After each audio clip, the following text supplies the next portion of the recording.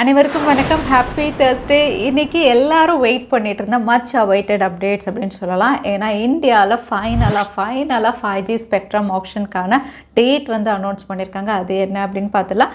Nothing phone 1 இந்த ஸ்மார்ட் ஃபோனுடைய கம்ப்ளீட் லுக், ஃபர்ஸ்ட் லுக் இதுக்கு முன்னாடி சொன்னாங்க. பட் இப்போ ஃபர்ஸ்ட் லுக் வந்து ரிவீல் பண்ணியிருக்காங்க.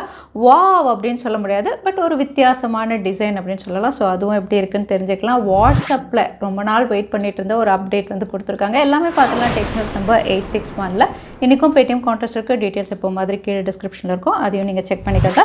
சேனலுக்கு ஃபஸ்ட் டைம் வந்திருந்தீங்கன்னா என் பேர் வானா, இது டெக்னிக்கல் சென்னை, அனைத்து டெக் செய்திகளும் தமிழில்.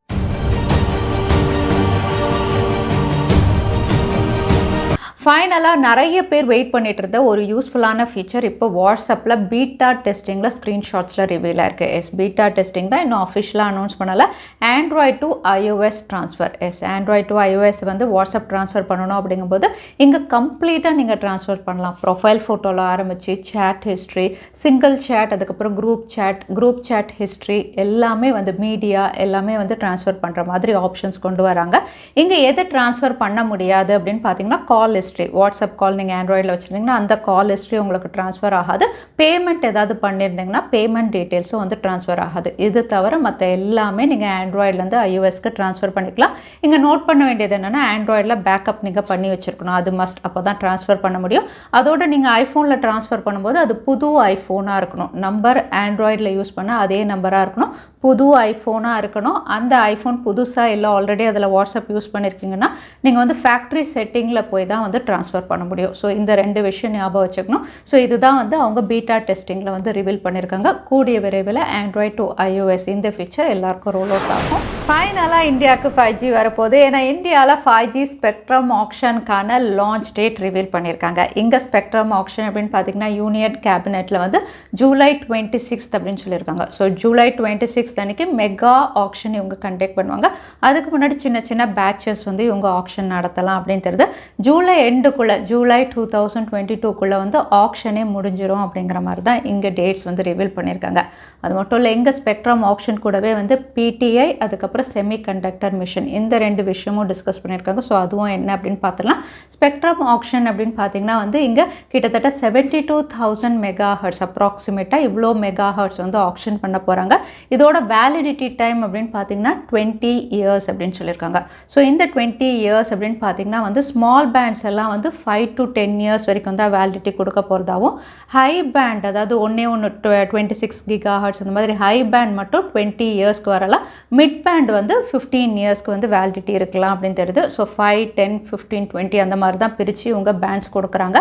அது மட்டும் இல்லை, இங்கே ஸ்பெக்ட்ரம் ஆக்ஷன் அப்படின்னு பார்த்தீங்கன்னா பிட்டிங் நடத்துறதுக்கு முன்னாடி பே பண்ணணும் அப்படின்னு சொல்லியிருந்தாங்க. ஆனால் இனிமேல் வந்து பிட்டிங் நடந்ததுக்கப்புறம் இன்ஸ்டால்மெண்ட்ஸ்லேயே வந்து எல்லாரும் பே பண்ணலாம் அப்படிங்கிற மாதிரி கொஞ்சம் ஃப்ளெக்சிபிளாகவும் பண்ணியிருக்காங்க. ஸோ இந்த இன்ஸ்டால்மெண்ட்ஸ் வந்து அவங்கவுங்க வசதிக்கு ஏற்ற மாதிரி அவங்க சூஸ் பண்ணிக்கலாம் அப்படின்னு கவர்மெண்ட் அனௌன்ஸ் பண்ணியிருக்காங்க. ஸோ ஸ்பெக்ட்ரம் ஆக்ஷன் வந்து ஒரு கம்ஃபர்டபுளாக நடக்கும் அப்படிங்கிற மாதிரி தெரியுது.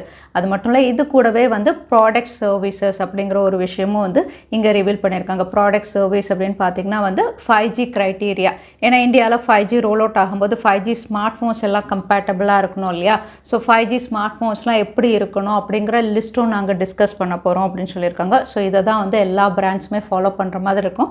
இதுக்கு கீழே தான் 5G ஸ்மார்ட் ஃபோன் இந்தியாவில் லான்ச் பண்ணணும் அப்படின்னு சொல்லிடுவாங்க. ஸோ அந்த 5Gக்கான ஒரு க்ரைட்டீரியா லிங்க்கும் வந்து இவங்க டிஸ்கஸ் பண்ண போகிறதா தெரியுது.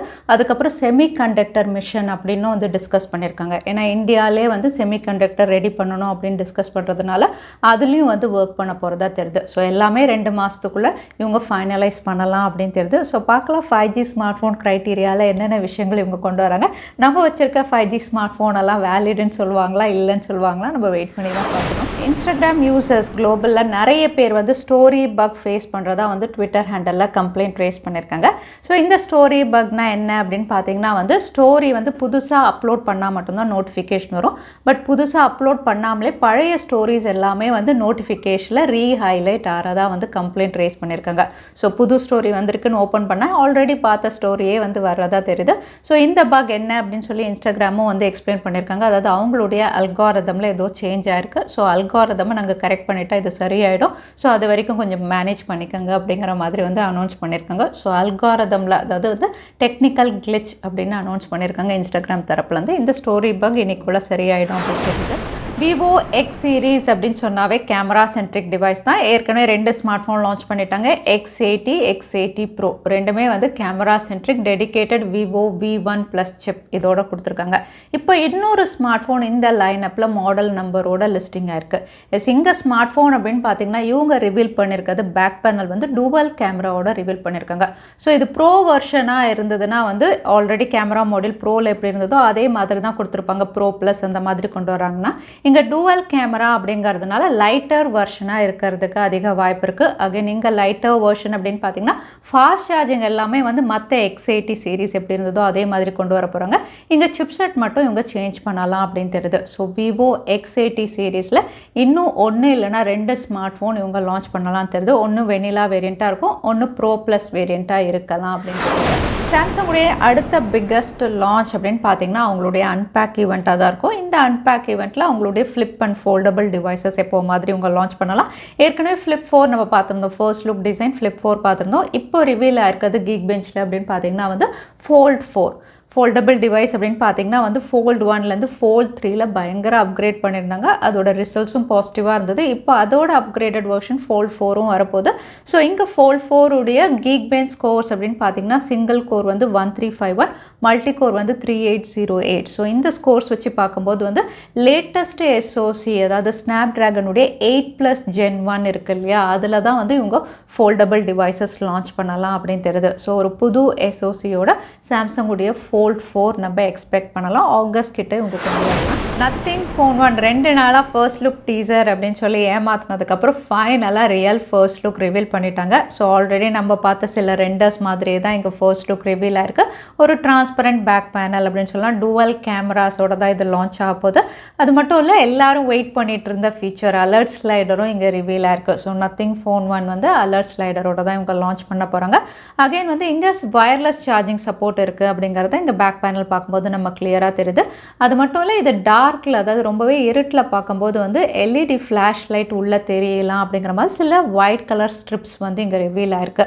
ஸோ இந்த டிசைன் எல்லாமே பார்க்கும்போது வந்து வாவ் அப்படின்னு சொல்கிற மாதிரி இல்லை, பட் கண்டிப்பாக ஒரு வித்தியாசமான டிசைன். ஸோ வந்து ஒரு யுனிக் டிசைன் அப்படின்னு நம்ம சொல்லலாம். ஸோ நீங்கள் என்ன நினைக்கிறீங்க நத்திங் ஃபோனுடைய ஃபர்ஸ்ட் லுக் பற்றி தவறாமல் கமெண்ட்டில் கேட்குறீங்க. ஸ்னாப்ட்ராகனுடைய ஃப்ளாக்ஷிப் SoC ஸ்னாப்ட்ராகன் 8+ Gen 1 இதில் வந்து நிறைய ஸ்மார்ட் ஃபோன்ஸ் லான்ச் ஆகுது. என்ன இந்த ஃப்ளாக்ஷிப் SoC வந்து நெக்ஸ்ட் மந்த் இவங்க அனௌன்ஸ் பண்ணலாம் தெரியுது.